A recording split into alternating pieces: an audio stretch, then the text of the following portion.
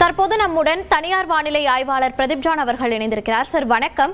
தற்போது காற்றழுத்த தாழ்வு பகுதியானது உருவாகியிருக்கு. இது எந்த திசையை நோக்கி நகரக்கூடும்? இதனுடைய தாக்கம் தமிழ்நாட்டில் எப்படி இருக்கும் சார்? இது பொதுவா மேற்கு வடமேற்கு திசையை நோக்கி நகரக்கூடும். ஸோ அப்படி தென் ஆந்திராவுக்கு போறதுக்கான வாய்ப்பு தான் இது நம்ம அதிகமா இருக்கிறத பாக்குறோம்.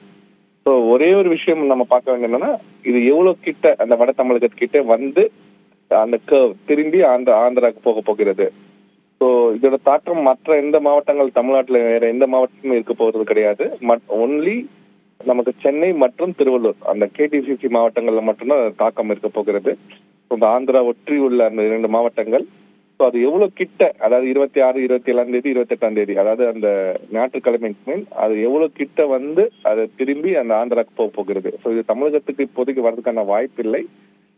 ஆந்திரா போகும்போது அதை திரும்பி செல்லும் போது அதோட அடர்ந்த மேகங்கள் நம்ம மேல் விழுமா இல்ல விழாமல் சென்று விடுமா? ஸோ அந்த பாசிபிலிட்டியை தான் நம்ம பார்த்துட்டு இருக்கிறோம்.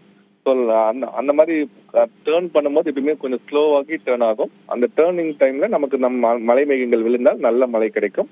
சற்று தொலைவே, அதாவது ஒரு 50-100 கிலோமீட்டர் தொலைவிலே தூரமா சென்று விட்டால் கம்ப்ளீட்டாக நமக்கு அந்த மழை மிஸ் ஆகிவிடும். ஸோ இந்த மாதிரி ஒரு சினாரியோவை தான் நம்ம பார்த்துட்டு இருக்கிறோம். ஸோ வேற எந்த மாவட்டங்களுக்கும் இதுல மழைக்கான வாய்ப்பு குறைவா இருக்கிறத நம்ம பார்க்கிறோம்.